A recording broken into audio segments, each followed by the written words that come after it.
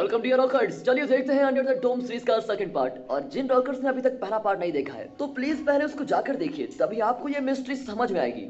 Second part की शुरुआत में दिखाते हैं कि 3 दिन डोम में बंद रहने के बाद लोग मायूस हो चुके हैं। इतना ही नहीं, डोम के बाहर पहरा दे रहे सोल्जर्स भी अब जा रहे होते हैं। अंदर दंगे होने लगते हैं और लोगों को शांत करने के लिए लेस्टर बाइबल के कुछ वाक्य पढ़ता है और बताता है कि ये सब भगवान की देन है, इसलिए हमें इसको सहना पड़ेगा, जल्द ही सब कुछ ठीक हो जाएगा। ये सुनकर फिलहाल तो लोग शांत हो जाते हैं, लेकिन टाउन के रिसोर्सेज तेजी से खत्म हो रहे होते हैं। अचानक लिंडा बेहोश हो जाती है और उसे हॉस्पिटल लेके जाते हैं। यहाँ एनजी शेल्टर में बंद है। जूनियर उसके लिए खाना और कपड़े लेके आता है। तभी एनजी उसे कैंची से अटैक करती है जो उसने कल अपने पास छुपा ली थी, लेकिन जूनियर बच जाता है और कहता है मैं तुमसे बहुत प्यार करता हूँ, जब तक तुम मुझसे प्यार नहीं करोगी तब तक यही बंद पड़ी होगी। उसके जाने के बाद एनजी अंदर की पाइपलाइन को तोड़ देती है, जिससे शटर में पानी भर जाता है और इस वजह से वो बेड से गिरकर बेहोशी हो जाती है। यहाँ जूलिया अपने पति पीटर को ढूंढ रही होती है जो अचानक गायब हो गया है। आरजे फिल के ट्रेलर के पास पीटर की कार को देखकर वो फिल से उसके बारे में पूछती है। फिल बताता है कि इस डोम के गिरने से पहले पीटर ने अपनी कार मुझको बेच दी थी। वो ये भी बताता है कि बारबी उसका फ्रेंड है, पर बारबी ने जूलिया से कहा था कि वो इस टाउन में किसी को नहीं जानता, मतलब उसने जूलिया से झूठ बोला था। इतने में फिर अचानक बेहोशी हो जाता है और उसको हॉस्पिटल लेके जाते हैं,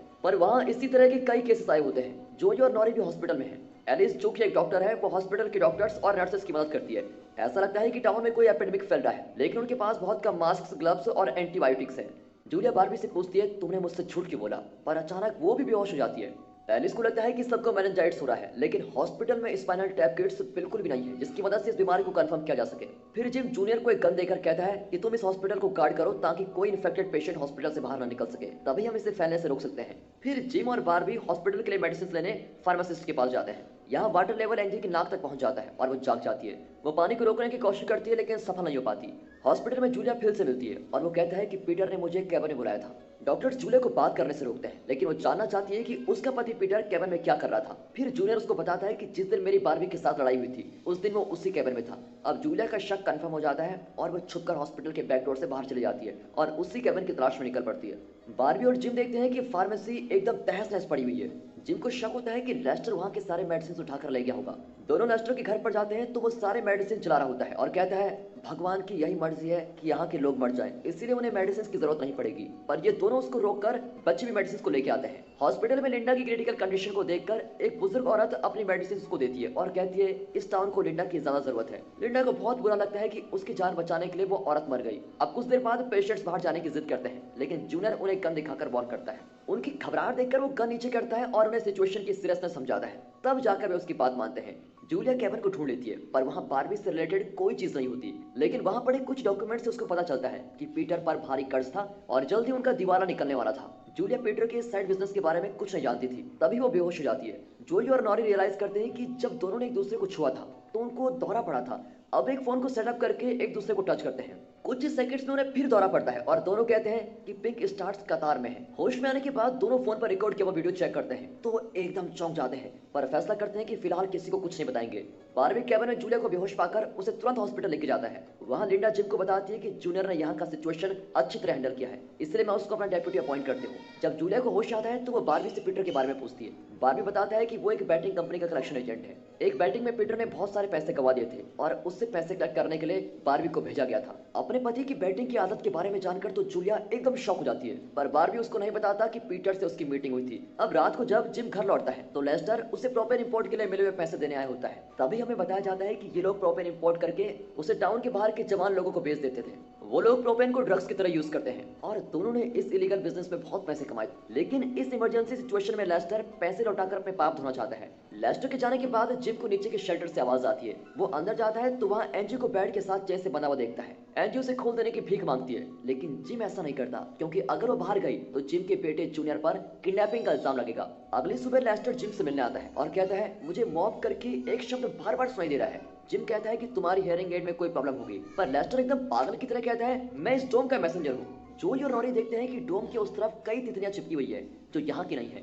दरअसल इस डोम ने एटमॉस्फेयर का मैग्नेटिक फील्ड चेंज कर दिया है, जिसकी वजह से ये तितलियां इस डोम की ओर अट्रैक्ट हो गई है। तभी कई बसेस में लोग डोम के बाहर आकर जमा हो जाते हैं। ये लोग डोम के अंदर फंसे लोगों के रिश्तेदार या फ्रेंड्स हैं। गवर्नमेंट के ऑर्डर के अनुसार ये लोग यहाँ पर आए हैं ताकि चेस्टर्स मिल के लोग अपने रिश्तेदारों से मिल सके। लिंडा भी अपने मंगेतर से मिलती है। ये डोम और इसके अंदर फंसे लोग अब इंटरनेशनल न्यूज बन चुके हैं। डोम के अंदर और बाहर के लोगों का इमोशनल रियूनियन कवर करने के लिए कई सारे रिपोर्टर्स आए होते हैं। इसी बीच लेस्टर सभी को मॉब के बारे में बताने लगता है और कहता है भगवान हमें मौत की ओर लेके जा रहे हैं। जिम उसको रोकने की कोशिश करता है, लेकिन वो कहता है तुम सबके सामने अपनी गलतियां कबूल कर लो, वरना मैं खुद ही सबको बता दूंगा। भीड़ में पीटर की बहन भी होती है, जो जूलिया को पीटर का लेटर दिखाती है। उसमें पीटर ने लिखा होता है, मैं जो करने जा रहा हूँ उसके लिए आप सब मुझे माफ कर दो, और जूलिया एक अच्छी जिंदगी डिजर्व करती है। जूलिया बहुत परेशान होती है कि शायद पीटर भारी कर्ज की वजह से कहीं भाग गया है। अब शाम होने पर मिलिट्री सभी विजिटर्स को वापस भेज देती है और सोल्जर्स भी जगह खाली कर देते हैं।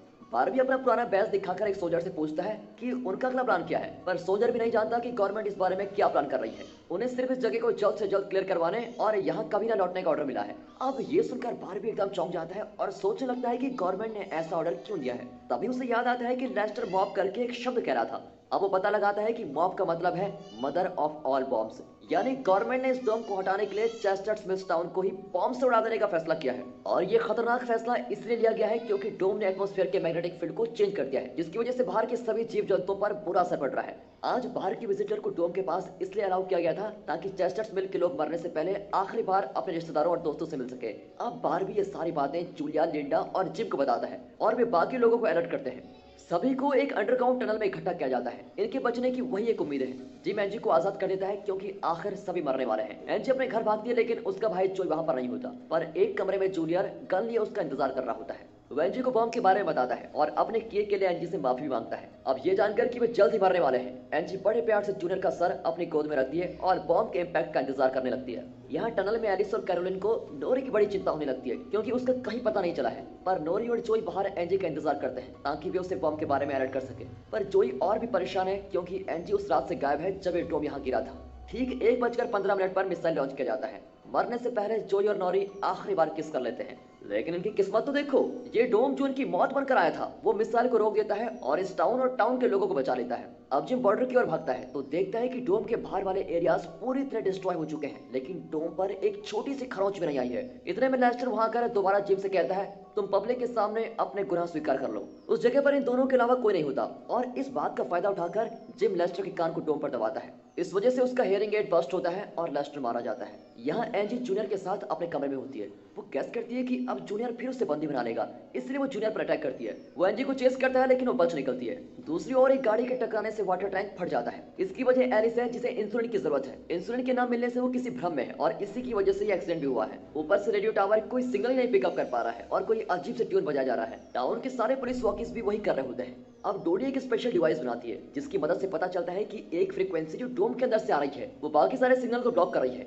डोडी जूले के साथ उस फ्रीक्वेंसी को चेक करने जाती है। इस टाउन को यहाँ की एक झील से पानी मिलता है, इसीलिए इन्हें पानी की कोई कमी नहीं है। पर लिंडा और बारबी पता लगाते हैं कि डोम के गिरने पर एक मीथेन पाइपलाइन टूट गया था, जिसकी वजह से झील में मीथेन भर गया है। इसका पानी अब जहर बन चुका है और इनके पास इसे प्योरीफाई करने का कोई तरीका भी नहीं है। अब लोगों में ये बात फैलने लगती है और कई लोग डिपार्टमेंटल स्टोर पर पानी के कैंस लेने आ जाते हैं। पर स्टोर का ओनर पैसे लेकर भी उनको बेचना नहीं चाहता क्योंकि इमरजेंसी के वक्त पैसों से कोई फायदा नहीं होता।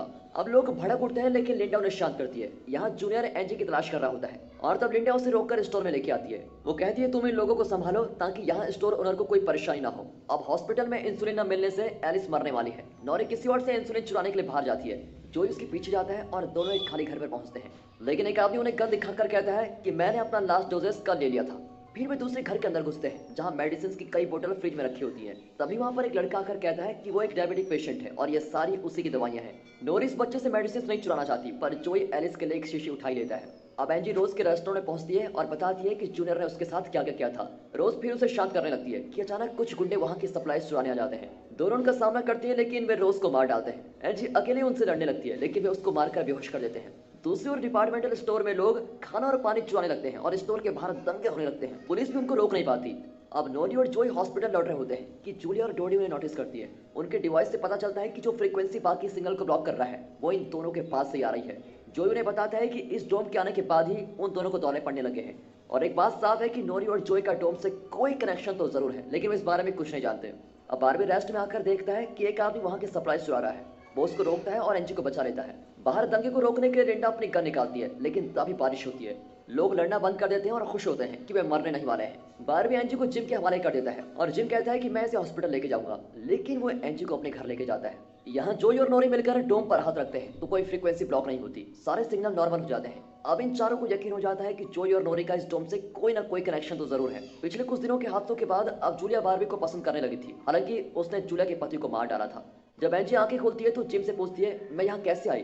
जिम कहता है कि अगर तुम वादा करोगे तुम मेरे बेटे के बारे में कंप्लेंट नहीं करोगी तो मैं तुम्हें छोड़ दूंगा। इतना ही नहीं, जब इस डोम के लोग जंगली जानवरों की तरह बन जाएंगे तभी मैं तुम्हें प्रोटेक्ट करूंगा। एंजी यहाँ कहने वाली होती है कि वहाँ जूनियर आ जाता है और आगे क्या होने वाला है इस सस्पेंस के साथ इस सीरीज का सेकंड पार्ट यहाँ पर खत्म होता है। दोस्तों अगला पार्ट देखना ना भूलना। अगर ये पार्ट आपको अच्छा लगा तो इसको लाइक कीजिए, चैनल को सब्सक्राइब करना बिल्कुल मत भूलिएगा।